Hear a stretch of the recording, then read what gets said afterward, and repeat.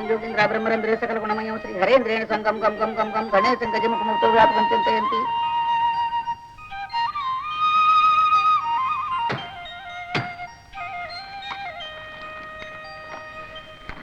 విజయోత్తు విజయోత్తు ఇందుపల్లి గ్రామ కరణం గారికి విజయోత్తు విజయోత్తు.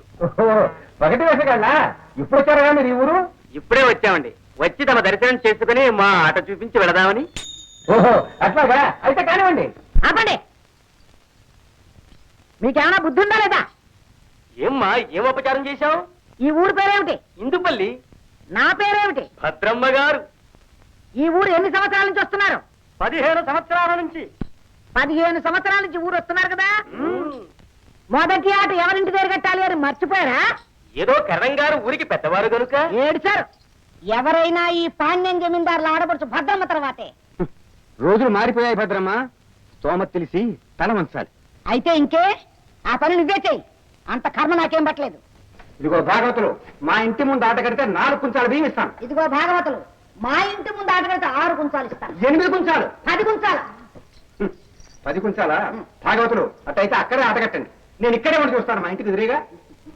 అంతకాడికి వచ్చింది అయ్యారు ఎవరు? పైగా ఆడమని ఈయన సలహా ఇస్తున్నాడు. పదండి.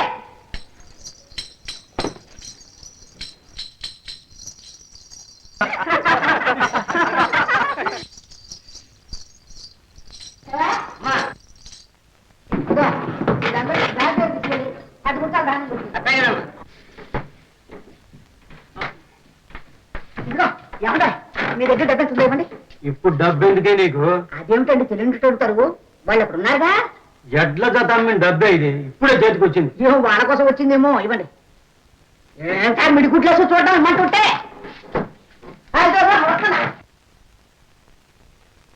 ఇదిగో 50 రూపాయలు. ధర్మతల్లులు భద్రమ్మ గారు.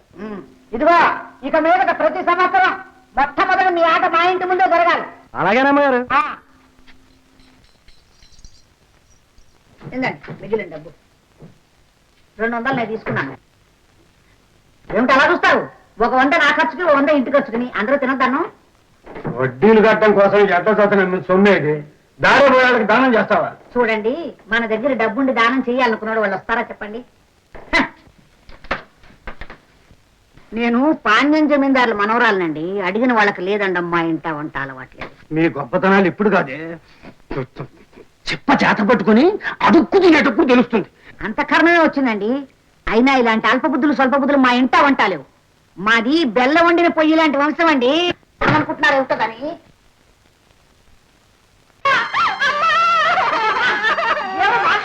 ఏం జరిగిందమ్మా? మళ్ళీ ఏమొచ్చింది?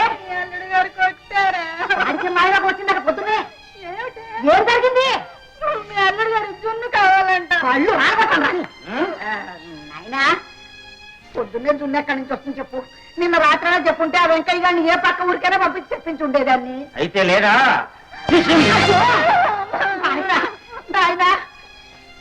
పిచ్చి తల్లికి మా తల్లి పేరు పెట్టుకున్నాను నాయన. ఇలాగ నువ్వు చీటికి బతికి జున్ను లేదని, పన్ను ఉడిందని, ఏలకారులో ఉప్పు లేదని పెట్టుకుని తాగు కొడుతుంటే ఎలా చెప్పు నాయన? నీకు ధర్మమా? ఈ తల్లిని కట్టుకోబట్టే నా పరువు, ఆస్తి, మర్యాద అన్ని మంట కలిసిపోయాయి.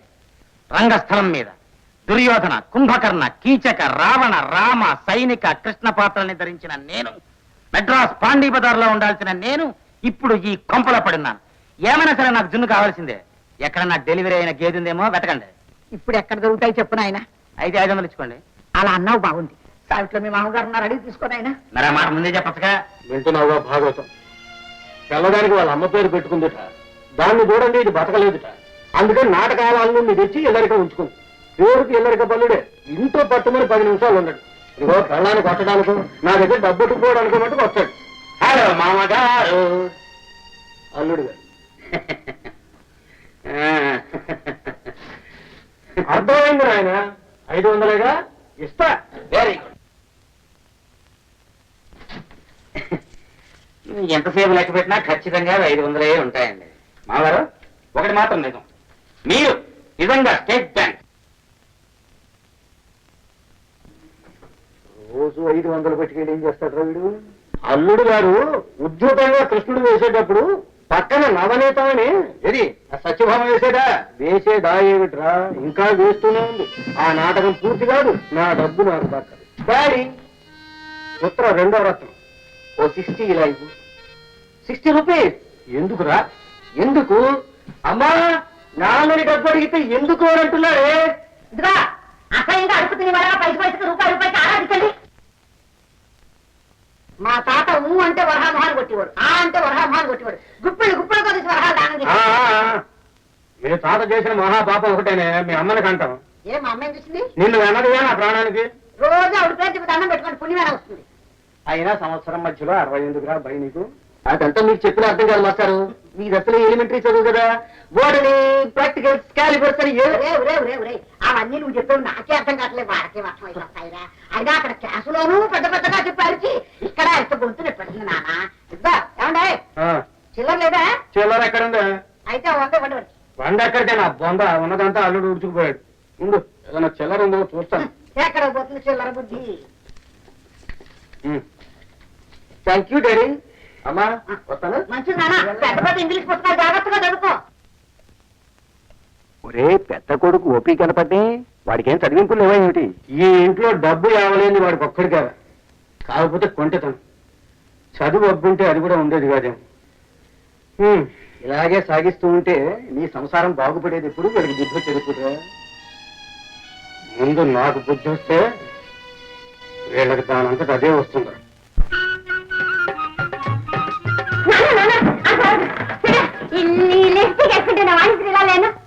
ఆ అమ్మాయి ఎవరో నాకు తెలియదు కానీ నువ్వు మటుకు రామాంజనేయ యుద్ధంలో ఆడపోతులాగా ఉన్నాడు. రామాంజనేయ యుద్ధంలో ఆంజనేయులు ఇచ్చింది నేను కాదు, రాజనాల. అదేంటి ఉన్నట్టుండి నువ్వు గుమ్మడి అయిపోయావు. దగ్గర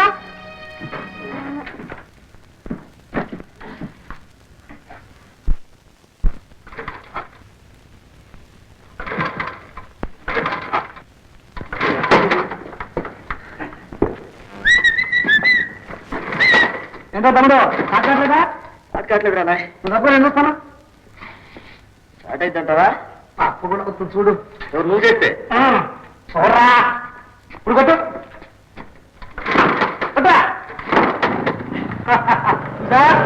ఎప్పుడు నేర్చుకున్నారా ఈ మెకానిజం? నువ్వు బయలుదేరేటప్పుడు నేను బట్టలు వేసుకుంటున్నావా? నన్ను వదిలిపెట్టి వెళ్ళిపోతామని నేను కొంచెం బయలు తగ్గించాను. ఇలాంటి కుంటి చేతులు చేద్దాం నీకు ఎన్నిసార్లు చెప్పేది? నన్ను కొంచెం సంత వదిలిపెట్టారా?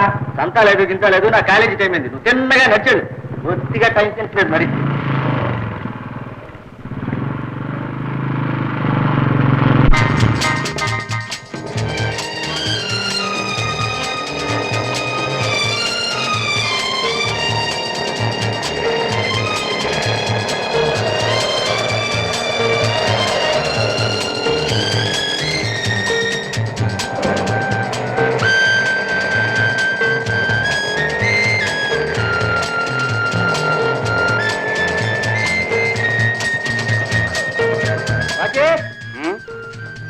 రెండు గోల్డ్ ఫ్లై బ్యాంక్ లాగి పెట్టేవరా? అలాగే. ఇందా చిల్లర నువ్వు ఉంచుకో. సూర్యం బాబు, నాకు తెలియక అడుగుతాను, 30 మైళ్ళ దూరం ఉన్న పల్లెటూరు నుంచి కష్టపడి మోటార్ సైకిల్ మీద పట్నం వస్తున్నారు అంటే మీరు కాలేజీల్లో చదవటానికా లేక సిగరెట్లు కాలుస్తూ రోడ్ల మీద బలాదూరు తిరగటానికా బాబు? కాలేజీలే ఉందిరా పిచ్చి సన్నాసి, నేను జీవితాన్నే సరాసరి చదివేస్తున్నాను. అవన్నీ నీ చెప్పిన అర్థం కాదు, నీ వ్యాపారం చూసుకో.